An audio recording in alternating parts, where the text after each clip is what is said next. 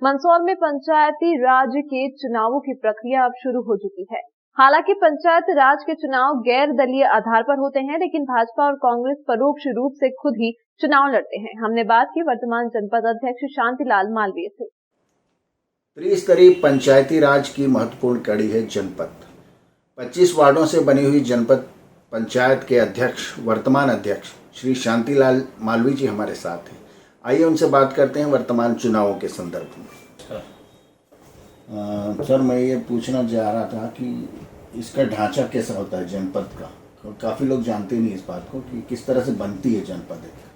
त्रिस्तरीय पंचायती राज में जनपद एक महत्वपूर्ण कड़ी होती है और ये विशेषकर ग्रामीण क्षेत्र के जो लोग हैं उसमें पूरे जनपद में, जैसे मंदसौर जनपद की बात करें तो टोटल 25 सदस्य होते हैं।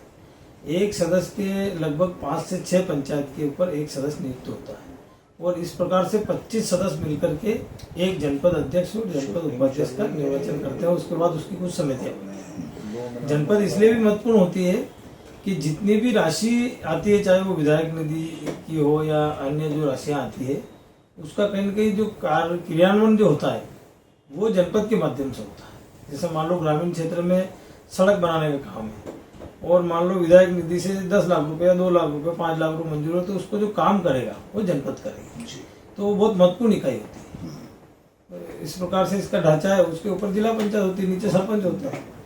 अच्छा, जनपद के जो चुनाव है या ग्रामीण स्तरीय पंचायती राज जो त्रिस्तरीय उसके जो चुनाव है पार्टी के आधार पर तो होते नहीं है। हाँ, ये गैर दलीय चुनाव वैसे होते हैं, परंतु सभी राजनीतिक दल चूंकि महत्वपूर्ण स्थान होता है और ग्रामीण क्षेत्र में ये समझो आपके जनपद अध्यक्ष या जनपद के जो होता है वो बहुत महत्वपूर्ण व्यक्ति होता है। ग्रामीण का मतलब केंद्र बिंदु होता है। तो प्रत्येक राजनीतिक दल ये चाहता है कि हमारी विचारधारा का है, हमारा व्यक्ति वहाँ पे आए। तो इसलिए वो ऐसे गैर राजनीतिक है, लेकिन वो होता वही है कि उसमें जो है कहीं न कहीं राजनीतिक दल अपना अध्यक्ष बिठाने के लिए पूरा प्रयास करते हैं। पिछली बार आप मतलब वर्तमान में आप अध्यक्ष हैं जनपद के, तो इस बार कितनी संभावना है भाजपा की आप देख रहे हैं?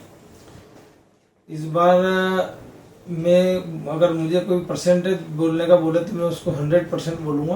और वो इसलिए बोलूँगा कि जब से 2014 में देश के प्रधानमंत्री नरेंद्र भाई मोदी बने हैं, तब से 14 वित्त और अब 15 वित्त लागू हो गई और इसके रूप में एक बड़ी राशि जनपद पंचायतों के अंदर अब आने लग गई है, जो विकास के बड़े काम हो सकते हैं। जैसे ग्रामीण क्षेत्र में पेयजल के लिए बड़ी समस्या रहती थी, आज प्रत्येक गांव में लाखों करोड़ों रुपए देकर के वो व्यवस्थाएं चालू हो गई है।